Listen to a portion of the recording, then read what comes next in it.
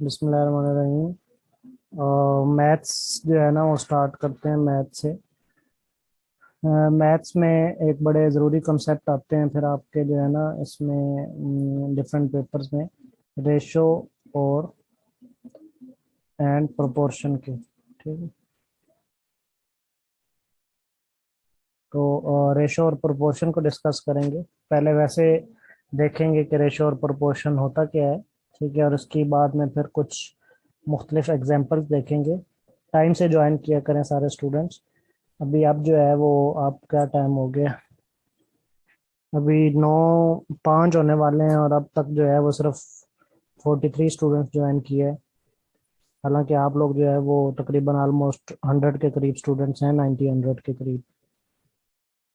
तो मैं next time ज़्यादा वेट नहीं करूँगा, स्टार्ट कर दूंगा। फिर बाद में आप लेट ज्वाइन करते हैं तो फिर पूछते रहते हैं कि रिपीट कर दें रिपीट कर दें। तो टाइम से जो है ना, जब जैसे ही 9 शुरू हो तो आप लोग ज्वाइन कर लिया करें। मैं बेशक 2-3 मिनट लेट हो जाऊँ लेकिन आप लोग जो है ना वो रेडी रहा करें। अच्छा जी, तो रेशियो एंड प्रोपोर्शन को हम डिस्कस करते हैं अपने मैथ के, जो आपके बेसिक मैथ के क्वेश्चंस आते हैं आपके डिफरेंट एग्जाम्स में। तो पहले तो देखते हैं कि रेशियो है क्या। ठीक है, तो रेशियो को अगर बाय डेफिनेशन देखा जाए, ठीक है, तो पहले बाय डेफिनेशन देख लेते हैं और फिर इसको समझ भी लेते हैं। ठीक है, ratio indicates how many times one number contains one number contains an other.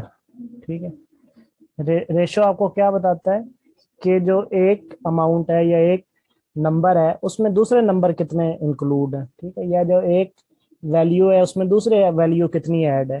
ठीक है, तो ये हमें रेशियो बताता है। जिस तरह फॉर एग्जांपल मैं कहूँ कि 10 में 2 जो है वो कितनी मरतबा ऐड है।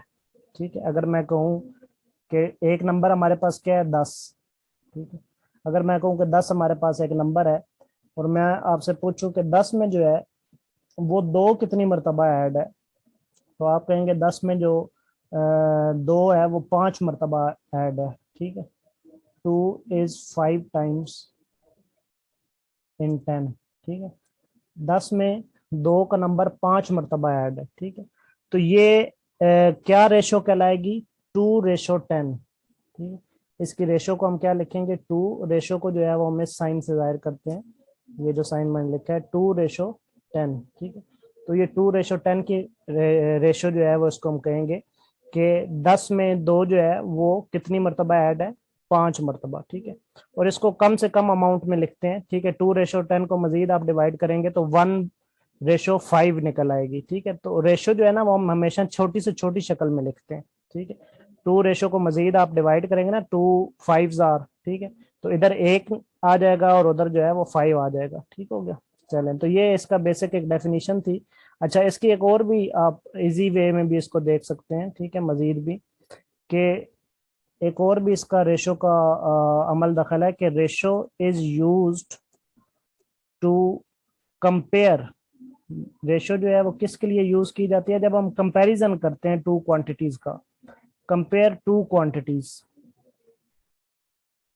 ठीक है जी, रेशो को हम क्यों यूज करते हैं कि जब हम दो क्वांटिटीज का कंपैरिजन कर रहे होते हैं। ठीक है, और वो ये चीज आपको ख्याल रहे कि वो दो क्वांटिटीज जो है ना वो सेम होनी चाहिए। ठीक है, वो दोनों क्वांटिटीज एक जैसी होनी चाहिए, तब वो कंपेयर हो सकती है। रुपए को आप डॉलर से कंपेयर नहीं कर सकते। ठीक है, इसी तरह आप जो है वो पानी की मकदार को जो है वो आप दूध की मकदार से कंपेयर नहीं कर सकते। ठीक है, दो एक जैसी मकदारों को आप कंपेयर कर सकते हैं। ठीक है, इसी तरह जिस यूनिट्स तरह उनके सेम होने चाहिए। यूनिट सेम होने चाहिए। ठीक है, तो जब हम कंपेयर करते हैं किसी भी दो चीज को, ठीक है, तो फिर भी हम रेशो का इस्तेमाल करते हैं। ठीक हो गया, आप जिस तरह फॉर एग्जांपल, अच्छा, किन किन चीजों में हम मजीद मोस्टली जो है वो इनको कंपेयर करते हैं। ठीक है, जिस तरह आपकी हाइट हो गई। ठीक है, हाइट को कंपेयर करते हैं कि जी उसकी हाइट इसके मुकाबले में कितनी ज्यादा है। ठीक है, तो हमने क्या किया, कंपेयर किया कि इसकी हाइट इसके मुकाबले में 2 गुना है, 3 गुना है, 4 गुना है। ठीक है, तो एक जैसा यूनिट है हाइट, दोनों की हाइट ले ली और उसको आपस में क्या कर लिया, कंपेयर कर लिया। जब दोनों की हाइट को हम कंपेयर करेंगे तो फिर हमें पता चल जाएगा इसकी हाइट जो है, ए पर्सन की हाइट जो है वो बी पर्सन से डबल है, या ए पर्सन की हाइट जो है वो बी पर्सन से 3 गुना है, ठीक है, या 4 गुना है। जितनी भी उसकी वैल्यू आएगी वो आपस में क्या हो जाएगी, कंपेयर हो जाएगी। क्लियर हो गया। इसी तरह हम हाइट में कंपेयर कर सकते हैं, हम वेट में कंपेयर कर सकते हैं, ठीक है, वेट में कंपेयर किया जा सकता है। इसी तरह लेंथ में जो है वो कंपेयर हम कर सकते हैं, ठीक है, लेंथ में कंपेयर कर सकते हैं। और उसके बाद जो है कलर हो सकता है, करेंसी हो सकती है, ठीक है, मोस्टली जो चीजें हम कंपेयर करते हैं। इसी तरह स्पीड हो सकती है, और भी चीजें हैं, ठीक है, वर्क हो सकता है, और इसी तरह आपकी एज जो है वो कंपेयर हो सकती है, एंड सो ऑन। ठीक है, ये चीजें जो है वो मुख्तलिफ हम कंपेयर करते हैं। क्लियर हो गया यहाँ तक बात।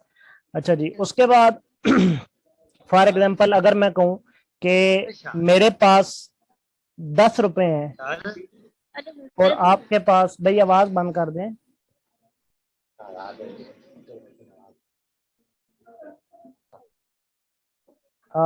किसी का कोई जरूरी क्वेश्चन हो तो वो पूछ लिया करें, लेकिन कोशिश करा करें कि या तो क्वेश्चन रन पे किया करें, ठीक है, और या फिर अगर क्वेश्चन करें भी सही तो क्वेश्चन करने के बाद फौरी तौर पे अपना माइक जो है वो म्यूट कर दिया करें, ठीक है। 80-90 स्टूडेंट्स होते हैं तो हर स्टूडेंट का माइक ऑन होगा तो फिर डिस्टर्बेंस पैदा होगी। अच्छा जी, तो मैं ये बता रहा था कि फॉर एग्जांपल मैं मिसाल के तौर पे आपको कहता हूँ कि मेरे पास जो है ना, ठीक है, आई हैव 10 रुपीज, ठीक है, I have 10 rupees and you have 20 rupees, ठीक है। अब आप ये बताएं कि मेरी रेशो क्या है, ठीक है। अब मैंने अपनी रेशो पूछी कि मेरी रेशो जो है वो क्या है, किसके मुकाबले में, आपके मुकाबले में। तो जिसकी रेशो पूछनी है ना, जिसकी रेशो आपने पता करनी है, उसको आपने लेफ्ट साइड पे लिखना है, ठीक है। ये बात आप लिख लें कि जिसकी आपने रेशो पता करनी होती है उसको लेफ्ट साइड पे लिखना है, ठीक है। तो अब मैं पूछ रहा हूँ कि मेरी रेशो क्या है आपके मुकाबले में। मेरे पास कितने हैं, 10 रुपए हैं, मैं गरीब बंदा हूँ, आप अमीर बंदे हैं, आपके पास 20 रुपए हैं, ठीक है। तो मैं ये पूछना चाह रहा हूँ कि मेरी रेशो क्या है आपके मुकाबले में, ठीक है। तो अब 10 को जो है वो मैं इस साइड पे रखूंगा, ठीक है, रेशो का बीच में साइन दूंगा, और 20 को जो है इस साइड पे रखूंगा, क्योंकि मैंने मेरी रेशो पूछनी है आपके मुकाबले में, ठीक है। तो जब ये ऐसे मैं लिख लूंगा तो इसको मैं कहूंगा, इसको मैं क्या नाम, मैं दो तरीकों से जाहिर कर सकता हूँ। ऐसे भी लिख सकता हूँ, 10 is to 20, ठीक है। क्या लिखूंगा, 10 is to 20, यानी कि 10 की रेशियो जो है वो 20 के मुकाबले में क्या है, ठीक है। इसको मैं लिखूंगा 10 is to 20, ठीक है। तो जब आप इसको सॉल्व करेंगे तो मेरी रेशो आपके सामने आ जाएगी, ठीक है। ये जो क्या नाम है, रेशो वाला साइन होता है ना, जो जिसमें रेशो लगी हुई है, ठीक है, इसको आप बटे में लिख देंगे। रेशो वाले साइन को आप बटे में कन्वर्ट कर देंगे। 10 की जगह 10 आ गया, रेशो वाले साइन को आपने बटे में कन्वर्ट कर दिया, 20 की जगह यहाँ पे 20 आ गया, ठीक है, और ये कट गए, तो जवाब क्या आ गया, 1/2। तो मेरी रेशो अब मैंने निकाली किसकी, अपनी रेशो, ठीक है। तो मेरी रेशो आपके मुकाबले में कितनी है, हाफ है। अब हमारे सामने रेशो आ गई ना, यानी कि हमने दो वैल्यूज को कंपेयर कर लिया, ठीक है। मेरी रेशो आपके मुकाबले में कितनी है, हाफ है। अब इसको उलट भी आप कर सकते हैं। अब अगर मैं ये पूछना चाहूं कि आपकी रेशो मेरे मुकाबले में कितनी है, ठीक है, यानी कि अब इसको मैं उलट करना चाहूं और मैं ये पूछना चाहूं कि आपकी रेशो मेरे मुकाबले में कितनी है, तो अब क्या करेंगे, मैंने कहा कि जिसकी रेशो मालूम करनी है उसको शुरू में रखते हैं, यानी कि लेफ्ट साइड पे रखते हैं, ठीक है। अब 20 आप इधर कर देंगे, ठीक है, क्योंकि मैंने आपकी रेशो मालूम करनी है, और 10 आप इधर कर देंगे। एक मिनट वेट करते हैं, जरा आसान हो जाए, साथ में मैं लिख देता हूँ, आप समझ लीजिएगा।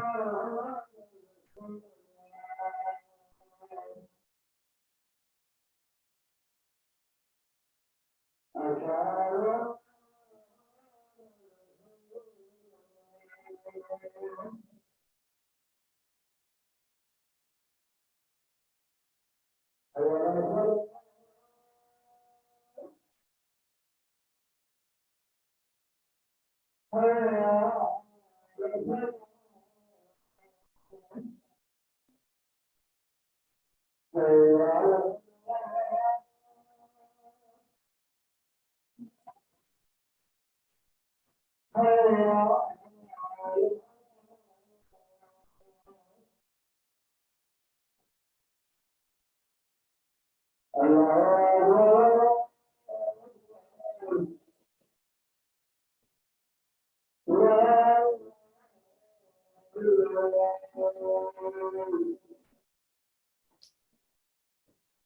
Students, welcome back. तो मैंने ये आपको फर्क बताया कि जिसकी रेशो आपने मालूम करनी है उसको आप लेफ्ट साइड पे रखेंगे, ठीक है। अब ऊपर मैंने दो रकमें लिखी कि मैंने कहा कि मेरे पास 10 रुपए हैं और आपके पास 20 रुपए हैं, ठीक है। बताइए मेरी रेशो आपके एतबार से कितनी है, ठीक है। तो जब मैंने अपनी रेशो मालूम करनी है तो अपने आप को जो है वो लेफ्ट साइड पे लिखना है और आपके पैसों को राइट साइड पे लिखना है। तो क्या लिख दिया, 10:20। तो 10 को ऊपर रखा, रेशो की जगह डिवाइड लगाया, 20 पे तकसीम किया, आंसर क्या आ गया, 1/2। और अगर मैंने पूछना है कि आपकी रेशो मेरे मुकाबले में कितनी है, तो आपकी रेशो चूंकि मैंने मालूम करनी है तो आपकी रेशो को मैंने पहले लिख लिया, 20 को मैंने पहले लिख लिया, रेशो लगाया, 10 लिख लिया, 20/10 किया, तो आपकी रेशो कितनी निकल आई, 2। यानी कि मेरी रेशो आपके मुकाबले में आधी है और आपकी रेशो मेरे मुकाबले में दुगनी है, ठीक है। और अगर आप ऊपर देख भी लें तो आपको भी ऐसे ही लगेगा कि ऐसे ही बात हो रही है, ठीक है। इसमें आप ऊपर देख लें कि मेरे पास अगर 10 हैं और आपके पास 20 हैं तो मेरे 10 रुपए आपके मुकाबले में आधे हैं और आपके 20 रुपए मेरे मुकाबले में दुगने हैं, ठीक है। तो ये आपका ये फायदा होता है रेशो का, जिसमें हम कंपैरिजन करते हैं एक दूसरे की क्वांटिटीज को। तो आई होप कि रेशो का आपको कंसेप्ट समझ में आ गया होगा कि रेशो को हम क्यों यूज करते हैं, ठीक हो गया। तो ये जस्ट कंसेप्ट था, अभी मैं एग्जांपल्स की तरफ नहीं आया, जस्ट मैंने आपको कंसेप्ट देना था कि रेशो को एक्चुअली जो है वो क्यों किया जाता है, ठीक है। तो नेक्स्ट देखते हैं कि प्रोपोर्शन क्या होता है, ठीक है। ये तो रेशो था ना, what is proportion, what is proportion. Proportion को भी अगर हम डेफिनेशन की तरफ जाएं, ठीक है, तो सबसे पहले चलें डेफिनेशन देख लेते हैं और उसके बाद उसको एक्सप्लेन कर लेंगे, ठीक है। अगर इसकी डेफिनेशन देखें तो सिंपल सी है, व्हेन वी कंपेयर, पीछे पीछे भी यही था व्हेन वी कंपेयर और यहाँ पे भी यही है व्हेन वी कंपेयर, ठीक है। लेकिन यहाँ पे क्या करते हैं, when we compare two ratios, ठीक है, when we compare two ratios is known as proportion. अगर हम दो डिफरेंट दो सर क्वांटिटीज बराबरी को, को कहते हैं, कंपैरिजन को पता नहीं कहते कि नहीं। क्या चीज, दो रेशोज की बराबरी को तनासुब कहा जाता है, प्रोपोर्शन कहा जाता है। हाँ प्रोपोर्शनेट उसी को कहते हैं जब दोनों वैल्यूज आपस में बराबर होती हैं, ठीक है। जब दोनों वैल्यूज आपस में बराबर होती हैं तो उसको कहा जाता है कि ये प्रोपोर्शनेट है, ठीक है, दोनों एक दूसरे के बराबर है, ठीक है। तो जब हम दो रेशियोज को आपस में कंपेयर करते हैं ना तो उसको प्रोपोर्शन कहते हैं, ठीक है। जब हम दो रेशियोज को आपस में कंपेयर करते हैं तो उसको हम क्या कहते हैं, प्रोपोर्शन। और जब दो क्वांटिटीज को कंपेयर करते हैं तो उसको क्या कहते हैं, रेशो। बात क्लियर होगी है। दो क्वांटिटीज, जैसे कि पहले मैंने पीछे डिफरेंट लिखी है, आपकी हाइट को कर सकते यस। हैं, एज को कर सकते हैं, ठीक है, कलर को कर सकते हैं, ठीक है, डिफरेंट मैंने चीजें आपको पीछे लिख के बताई। जब दो क्वांटिटीज को कंपेयर करते हैं तो वो रेशो कहलाता है। और जब दो निकली हुई रेशियोज को आपस में कंपेयर करते हैं तो वो प्रोपोर्शन कहलाता है, ठीक है। बात क्लियर होगी सबको। जिस तरह मैं कहूँ कि अब यहाँ पे मेरे पास दो रेशियोज हैं और उसको आपस में कंपेयर करें, ठीक है। जिस तरह मैं कहता हूँ कि एक रेशियो जो है वो 3/6 है, ठीक है, एक रेशियो जो है वो 3/6 है। और एक रेशियो मेरे पास 15/30 है, ठीक है। ये मेरे पास दो अलग अलग रेशियो आ गई, ठीक है, 15/30 है, ठीक है। इसको क्या करें, कंपेयर करें, ठीक है। तो अब जो है प्रोपोर्शन के लिए हम रेशियो के लिए दो नुक्ते यूज करते हैं और प्रोपोर्शन के लिए हम चार नुक्ते यूज करते हैं, ठीक है। प्रोपोर्शन के लिए हम कितने नुक्ते यूज करते हैं, चार, ठीक है। तो अब देखें, वैल्यू देखने में तो डिफरेंट लग रही है, ये 3 और 6 और ये 15 और 30 है, ठीक है। लेकिन जब इनका प्रोपोर्शनेट निकाला जाएगा तो ये एक रेशो किसको कहते हैं, रेशो में आपने ना उसको लोएस्ट वैल्यू पे लेके आना होता है, ठीक है। तो ये कट जाएगी तो ये 3 की जगह 1 आ जाएगा और यहाँ पे क्या आ जाएगा, 2 आ जाएगा, ठीक है, 1/2। और ये क्या आ जाएगा, इसी तरह ये दरम्यान में लगा दें, ठीक है। और इसको आप इक्वल टू भी लिख सकते हैं, इसी इसी अलामत को जो है ना आप इक्वल टू भी लिख सकते हैं, ठीक है। इक्वल टू, इधर क्या आ जाएगा, ये भी 1 आ जाएगा, ठीक है। और ये क्या आ जाएगा, 2, जी। तो अब इनके प्रोपोर्शन जो है वो बराबर आ गए या नहीं, ठीक है। तो दोनों वैल्यूज जो है वो आपस में बराबर हैं, ठीक है। अब ये दोनों रेशो का आपस में कंपैरिजन कर लिया गया है, क्लियर हो गया। इसको कहते हैं हम प्रोपोर्शन, ठीक है। चलें जी, अब आप टाइप्स ऑफ प्रोपोर्शन पे आते हैं। नेक्स्ट हमारा जो कॉन्सेप्ट है वो है टाइप्स ऑफ प्रोपोर्शन। इसमें एक डायरेक्ट प्रोपोर्शन होता है और एक इनडायरेक्ट प्रोपोर्शन होता है, इसी का ज्यादा चक्कर होता है आगे इक्वेशन बनाने में, ठीक है। टाइप्स ऑफ प्रोपोर्शन, सबसे पहले देखते हैं डायरेक्ट प्रोपोर्शन। दो ही टाइप्स हैं, डायरेक्ट प्रोपोर्शन। अच्छा जी, डायरेक्ट प्रोपोर्शन क्या होता है? पहले डेफिनेशन लिख लें डायरेक्ट प्रोपोर्शन की, और उसके बाद मैं उसको एक्सप्लेन कर देता हूँ, ठीक है। डायरेक्ट प्रोपोर्शन क्या होता है? If one quantity increases the other quantity also increases, ठीक है। जब एक क्वांटिटी बढ़ती है और दूसरी क्वांटिटी भी उसके साथ बढ़ती है, या ठीक है, एंड वाइस वर्सा लिख लें, ठीक है। वाइस वर्सा लिख लें, या वाइस वर्सा क्या होता है, किसी को उलट हो जाए, और एंड इफ डिक्रीजेस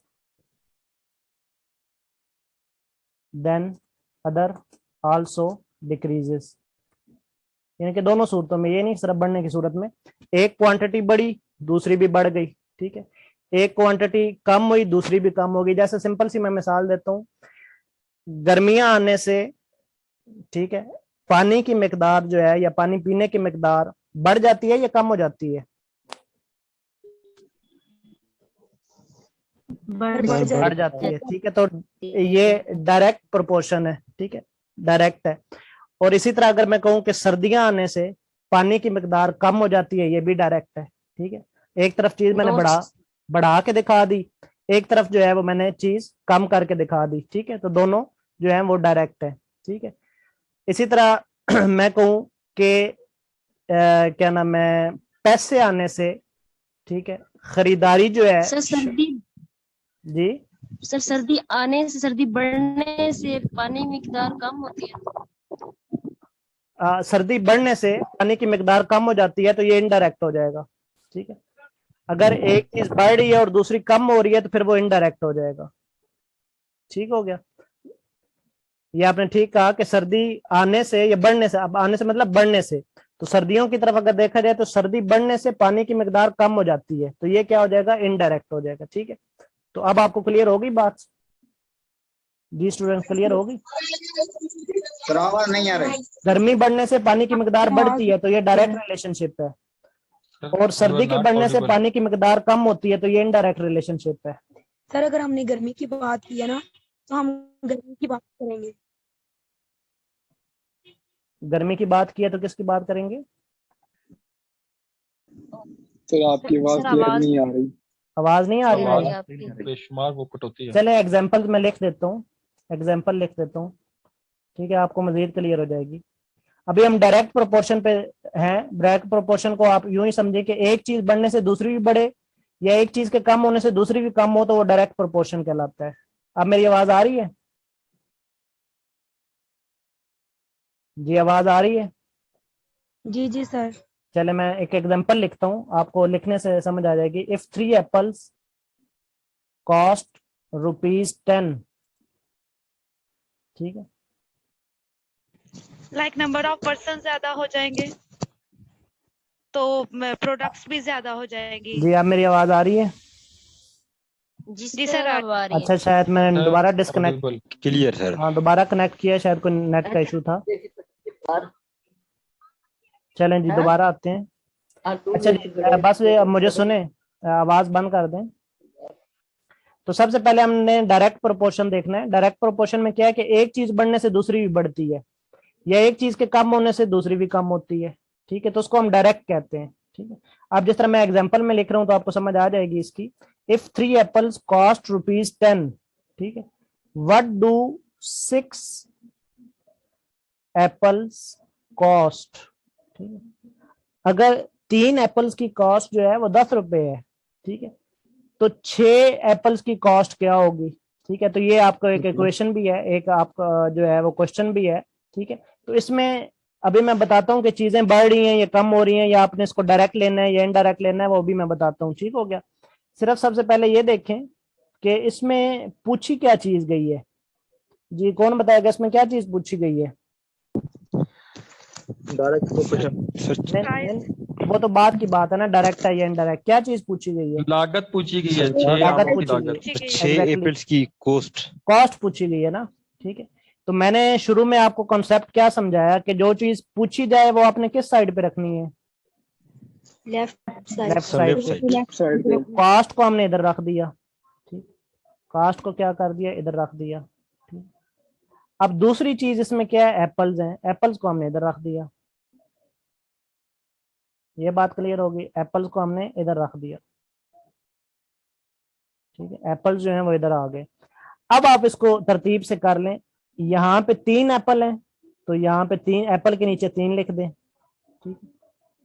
और कॉस्ट कितनी है, 10 रुपीज है, तो इधर कॉस्ट के नीचे 10 लिख दें, ठीक है। अब वो पूछता है कि अगर 6 एप्पल कर दिए जाएं, ठीक है, यहाँ पे नीचे एप्पल के नीचे यहाँ पे क्या आ जाएगा, 6 आ जाएगा, यहाँ पे क्या आ जाएगा, 6 आ जाएगा, ठीक। अगर वो कहता है कि अगर सर आपकी वॉइस से टॉर हो रही है। अच्छा शायद वॉइस सही नहीं है सर। थोड़ा सर वॉइस प्रॉब्लम। कोई हवा वगैरह चली हुई है शायद, कोई आपको आ रही होगी डिस्टॉर्शन। चलें ठीक हो जाती है, मुझे बताइएगा जब ठीक हो गई तो। कुछ बेहतर ये है सर आपकी सर आपकी वो इधर ना थोड़ी आंधी टाइप चली हुई है हवा, तो शायद उसकी वजह से कोई डिस्टॉर्शन आ रही हो, ठीक है। जी हर तरफ क्लियर हो गई सर। क्लियर हो गया, बस वो थोड़ी देर के लिए कोई आती है तो इंशाल्लाह ठीक हो जाएगा। तो यहाँ तक मैंने ये समझाया कि मैंने आपको ये बताया कि जो मैंने कहा कि जो चीज मालूम करनी है वो आपने लेफ्ट साइड पे रखनी है, तो कॉस्ट मालूम करनी थी, कॉस्ट लेफ्ट साइड पे आ गई। दूसरी चीज क्या थी, एप्पल्स, तो एप्पल यहाँ पे आ गए, ठीक है। अब यहाँ से पढ़ना शुरू कर दें। इफ 3 एप्पल्स, एप्पल्स कितने हैं 3, तो एप्पल के नीचे 3 लिख दिया। कॉस्ट कितनी है 10 रुपीज, तो कॉस्ट के नीचे 10 लिख दिया। फिर आगे फिर कितने एप्पल आ रहे हैं 6, तो फिर दोबारा एप्पल के नीचे 6 लिख दिया। अब आगे कॉस्ट जो है वो हमें पता नहीं है, तो कॉस्ट के नीचे क्या लिख देना है, एक्स लिख देना है, ठीक है। यहाँ तक बात जो है वो क्लियर होगी, ठीक है। अच्छा जी, अब हमने देखना है कि ये इसमें डायरेक्ट तनासुब पाया जा रहा है या इनडायरेक्ट है, ये डायरेक्ट प्रोपोर्शनेट है या इनडायरेक्ट है, ठीक है। डायरेक्ट मैंने आपको बताया एक चीज बढ़ रही हो तो दूसरी चीज भी बढ़ती है, अगर एक चीज कम हो रही हो तो दूसरी चीज भी कम होती है, ये डायरेक्ट है, ठीक है। और अगर एक चीज के बढ़ने से दूसरी चीज कम हो रही हो या एक चीज के कम होने से दूसरी चीज बढ़ रही हो, तो ये इनडायरेक्ट रिलेशनशिप है या इनडायरेक्ट प्रोपोर्शनेट है, ठीक है। तो अब हमने यहाँ पे देखना है कि डायरेक्ट है या इनडायरेक्ट है। पहली बात तो ये आपने ज़हन में बिठा लेनी है, ये बिल्कुल लिख लें बात, कि ये जो एक्स वाली साइड है ना, ये हमेशा आपने इंक्रीज रखनी है, ठीक है। एक्स वाली साइड जो है ना, वो हमेशा आपने जो है वो इंक्रीज रखनी है, डायरेक्ट रिलेशनशिप में रखनी है। मतलब यहाँ पे डायरेक्ट रिलेशनशिप जो है ना, वो आप एरो ऊपर की तरफ शो करेंगे। जब आपका डायरेक्ट रिलेशनशिप आएगा तो उसमें एरो जो है ना, इंक्रीज को आप जब देखेंगे ना, तो एरो आप ऊपर की तरफ शो करेंगे, ठीक है। जब हम एक चीज बढ़ रही होगी ना, तो उसमें एरो ऊपर की तरफ शो करेंगे, और एक चीज कम हो रही होगी तो एरो नीचे की तरफ शो करेंगे। मेरी बात क्लियर हुई?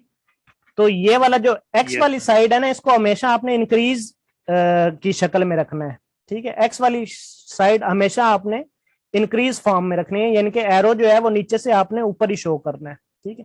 सिर्फ फैसला जो है वो इस साइड पे करना है कि इसको हमने इंक्रीज फॉर्म में लिखना है या डिक्रीज फॉर्म में लिखना है। अगर तो हमने इसको भी हमने एक्स वाली जो है प्रोपोर्शन को ऊपर वाला लिखना है, मींस कि इंक्रीज फॉर्म में। अगर चाहे दूसरी क्वांटिटी कोई डिक्रीज हो रही है और उसके साथ प्राइस भी नहीं, डिक्रीज हो रही उसी है। दूसरी को तो मैं अभी एक्सप्लेन करने लगा हूं ना, अभी तो मैंने ये लेफ्ट साइड बताई है आपको, एक्स वाली। एक्स वाली को हमेशा आपने इंक्रीज फॉर्म में रखना है, ठीक है। अब इसको हम देखेंगे कि क्या ये इस फॉर्म में आती है, इंक्रीज फॉर्म में, या ये इस फॉर्म में आती है, डिक्रीज फॉर्म में, ठीक है। अगर तो ये इंक्रीज फॉर्म में आ जाती है तो डायरेक्ट रिलेशनशिप आ जाएगा, क्योंकि ये लेफ्ट साइड अगर बढ़ रही है तो राइट साइड भी बढ़ रही है। लेकिन अगर ये डिक्रीज फॉर्म में आ जाती है तो ये इनडायरेक्ट प्रोपोर्शनेट आ जाएगा, क्योंकि लेफ्ट साइड बढ़ रही है और राइट साइड कम हो रही है। अब मेरी बात क्लियर हुई है आपको?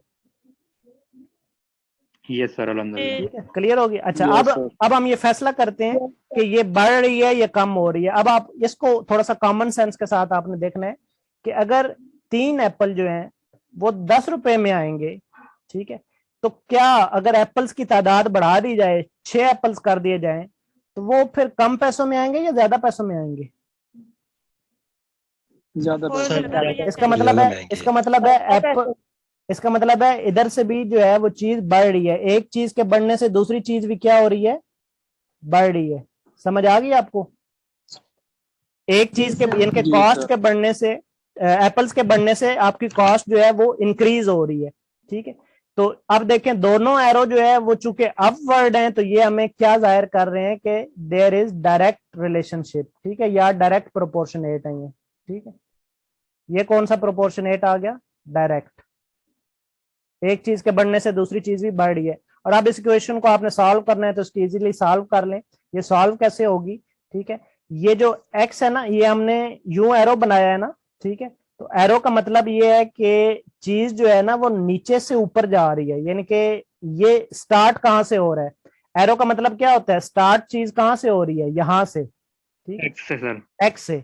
तो स्टार्ट को है वो ऊपर रखते हैं हमेशा, जहां से स्टार्ट हो रही है उसको ऊपर रखेंगे। ठीक है, और जो ऊपर x से लेके कहां तक जा रही है? 10 तक। ठीक है, तो डिवाइडेड बाय 10 करेंगे इस तरफ, दूसरी चीज को नीचे रखेंगे। ठीक है, दूसरी चीज जो है वो आपके नीचे आ गई। दरमियान में ये जो अलामत है इसको इक्वल टू में लगाएंगे। मैंने कहा इसको इक्वल टू में लगा सकते हैं, ये इक्वल टू आ जाएगी। और फिर अब इसमें 6 ऊपर आएगा या 3 ऊपर आएगा? 6 आ रहेगा ऊपर आएगा, क्योंकि स्टार्ट जो है मैंने कहा स्टार्ट वाली चीज ऊपर रखनी है। तो स्टार्ट जो है वो इससे हो रहा है, 6 ऊपर रखेंगे, 3 नीचे रखेंगे। ये भी बात यहां तक समझ आएगी। अब इसको जैसे आप सॉल्व करना चाहें। रेशो की जगह सर, रेशो की जगह पे भी हम इक्वल साइन लगा सकते हैं और प्रोपोर्शन की जगह पे भी।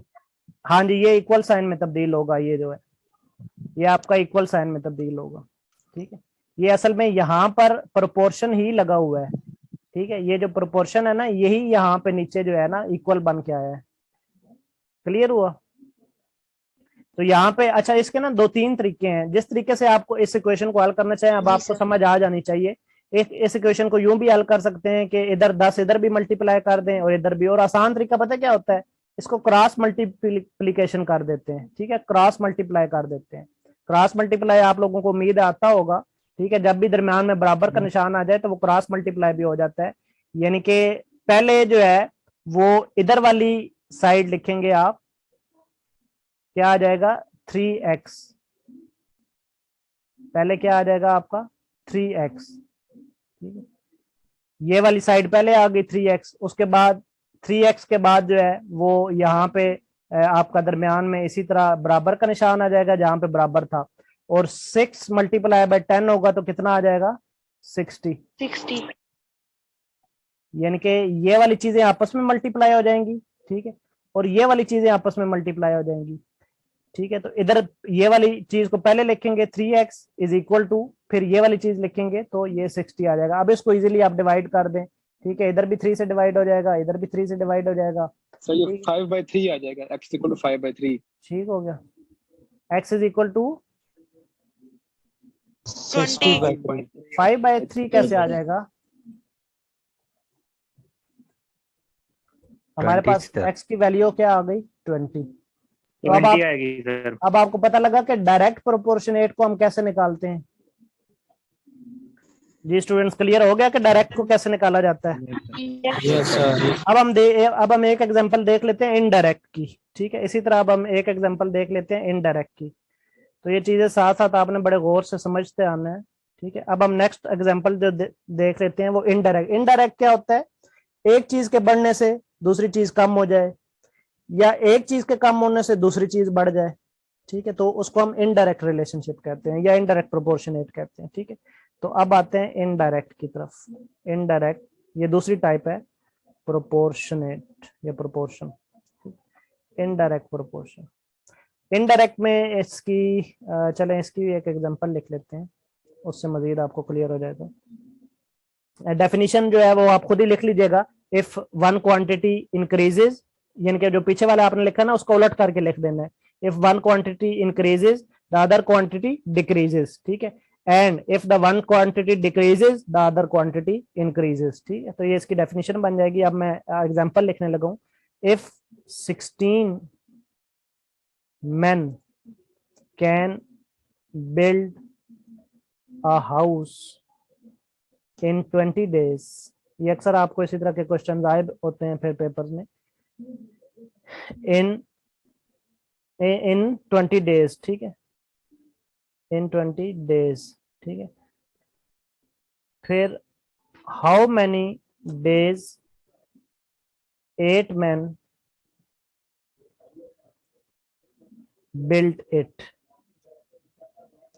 ठीक है, अगर वो कहता है कि अगर 16 बंदे हों, ठीक है, तो वो एक घर को जो है वो 20 दिनों में बनाते हैं। ठीक है, फिर वो कह रहा है कि अगर 8 बंदे कर दें, 16 की बजाय 8 बंदे कर दें तो फिर कितने दिन लगेंगे। ठीक है, अब इसको देखते हैं। इसको पहले जिस तरह मैंने आपको तरीकाकार बताया, सेम उसी तरीकाकार से पहले इसको मालूम करते हैं। अच्छा जी, इसमें मालूम क्या करना है, सबसे पहले ये देखें। सबसे पहले ये स्टेप वाइज चला करें, जब आप स्टेप वाइज चलेंगे ना फिर चीजें इजी हो जाएंगी। तो इसमें क्या चीज मालूम करनी है, डेज। जिस चीज को मालूम करना है उसको लेफ्ट साइड पे रख लें, जिस चीज को मालूम करना है उसको लेफ्ट साइड पे रख लें। और दूसरी चीज इसमें क्या है, डेज के बाद जो दूसरी चीज है वो मैन है। ठीक है, आदमी, उसको राइट साइड पे कर लें, मैन। अब शुरू हो जाए यहाँ से। 16 मैन, पहली बात आई 16 मैन, 16 इधर लिख लें मैन के नीचे। डेज कितने आगे, 20 डेज, वो डेज के नीचे लिख लें 20। बस सिर्फ इक्वेशन बनाना मुश्किल होता है, आगे कोई मुश्किल काम नहीं होता। फिर आगे वो कहता है कि उसके बाद दोबारा मैन कितने आ गए, 8। ठीक है, और इधर जो है वो डेज कितने आ गए वो हमें मालूम नहीं है, वो एक्स आ गया। अब मैंने कहा कि ये चीज तो हमेशा ऊपर को जाएगी, इधर वाली जो एक्स वाली चीज है ना वो हमेशा आपने बगैर देखे जो है ना उसका निशान जो है, एरो जो है ना वो इंक्रीज कर देना है। ठीक है, यानी कि हमेशा वो ऊपर को कर देना है। ठीक है, एक्स वाला। अच्छा जी, अब इस चीज पे फैसला होगा। इसमें थोड़ी सी आप यहाँ पे कॉमन सेंस आपने यूज करनी है ताकि आपको पता चल सके कि ये डायरेक्ट रिलेशनशिप है या इनडायरेक्ट है। तो यहाँ पे कॉमन सेंस क्या है कि अगर 16 बंदे हों तो एक घर को बनाने में 20 दिन लगते हैं, और अगर बंदे थोड़े हो जाएं, कम हो जाएं, तो दिन ज्यादा लगेंगे या कम लगेंगे, सर ज्यादा दिन ज्यादा इसका मतलब है चीज जो है, एक चीज कम होने से दूसरी चीज क्या हो रही है, बढ़ रही है। तो इनडायरेक्ट रिलेशनशिप पाया जा रहा है। इनडायरेक्ट डिक्रीज जो है, यहाँ पे आप इसको डिक्रीज लगा देंगे कि एक चीज कम हो रही है तो इधर से दूसरी चीज बढ़ रही है, क्योंकि ऑलरेडी आप एक साइन जो है ना वो इंक्रीज का लगा चुके हैं। ठीक है, तो इसको इनडायरेक्ट रिलेशनशिप बनाने के लिए दूसरा आपको अलामत जो है वो डिक्रीज की लगानी पड़ेगी, तभी इनडायरेक्ट बनेगा। और अगर यहाँ पे भी आप इंक्रीज वाला एरो लगा देंगे तो फिर तो ये डायरेक्ट रिलेशनशिप बन जाएगा। फिर तो ये जाहिर करेगा कि एक चीज बढ़ने से दूसरी भी बढ़ रही है। ठीक है, या एक चीज के कम होने से दूसरी भी कम हो रही है। ठीक है, फिर तो ये जाहिर करेगा।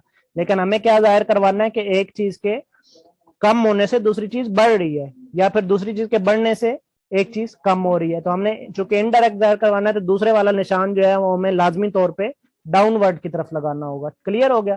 तो ये निशान लग गए। अब इसको इजीली जैसे मैंने आपको तरतीब बताई है उसी तरतीब से लिख लें। पहले इसको लिख लें।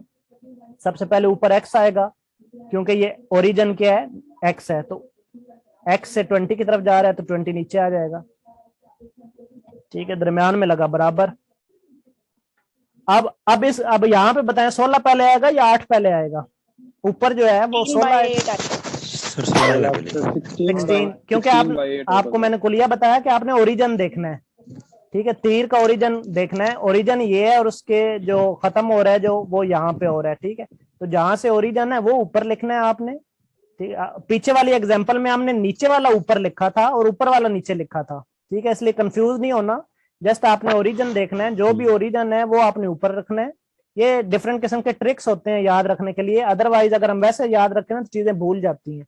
तो ये ट्रिक्स आपने अपने माइंड, ये जो है ना ओरिजिन, और ये वैसे ये कोई रूल्स में शामिल नहीं है चीजें भी इस तरह ओरिजिन है और ये जस्ट मैंने आपको ट्रिक्स बताए हैं कि किस तरीके से आपने चीज जो है वो याद रखनी है। ठीक है, तो ये ओरिजिन चूंकि इसका 16 है, ठीक है, तो यहाँ से तीर स्टार्ट हो रहा है और नीचे तक आ रहा है, तो ओरिजिन से लेके नीचे वाली चीज आपने नीचे रख लेनी है। अब इसको जैसे मर्जी कर लें। ठीक है, 20 को इधर भी मल्टीप्लाई कर दें। ठीक है, और इधर भी मल्टीप्लाई कर दें, दोनों तरफ 20 को मल्टीप्लाई कर दें, फिर भी आंसर आ जाएगा। और जैसे मैंने पिछला तरीका बताया क्रॉस मल्टीप्लाई कर दें फिर भी वही सेम आंसर आ जाएगा, यानी कि 8x is equal to 20 by 60 20 multiply by 16 हो जाएगा। ठीक है, तो चलें इसी तरीके से कर लेते हैं जिस तरीके से अभी मैंने किया है। तो x इज इक्वल टू क्या आ जाएगा, x इज इक्वल टू, और यहाँ से 8 एकम 8 और 8 दूनी 16 और ये 20 दूनी 40। तो ये क्या आ गया जी, x की कितनी मिकदार आ गई हमारे पास 40। क्लियर हो गया स्टूडेंट्स यहाँ तक? Yes sir. जी स्टूडेंट्स यहाँ तक कॉन्सेप्ट क्लियर है? Yes sir. जी सर। चलें जी, आप थोड़ी सी प्रैक्टिस की तरफ आते हैं। आप थोड़ा सा जो है ना वो प्रैक्टिस की तरफ आते हैं। ये मैंने आपको डायरेक्ट प्रोपोर्शनेट और इनडायरेक्ट प्रोपोर्शन का कॉन्सेप्ट जो है वो समझा दिया है, प्रोपोर्शन का भी बता दिया है कि क्या होता है, और प्रोपोर्शन और रेशियो में क्या डिफरेंस होता है वो भी बता दिया है। तो अब थोड़ा सा आते हैं हम एग्जांपल्स की तरफ। ठीक है, तो ये लेस देन 1 मिनट टाइम रह गया, इसी लिंक को दोबारा ज्वाइन कर लें, तो नेक्स्ट लिंक में हम एग्जांपल्स देखेंगे। जी बताएं। 20 को सर डिवाइड नहीं करेंगे? किसको? 20 को सर। तो 20 को किधर डिवाइड करें, कर तो दिया है, सर इधर 20 डिवाइड को 8 से डिवाइड करवाइए, सर वही गलत मेरा करेगा ना आंसर सर। 45 है। नहीं 40 सर, आता है, 8 45 कैसे आता है? ये देखिए ना, 40 आता है, 40 आंसर। 22 और 40 होता है, जवाब 45 तो नहीं होता है। 40 आता है, 40 आता है। हाँ जी हाँ जी 40 राइट है। जी जी ठीक है।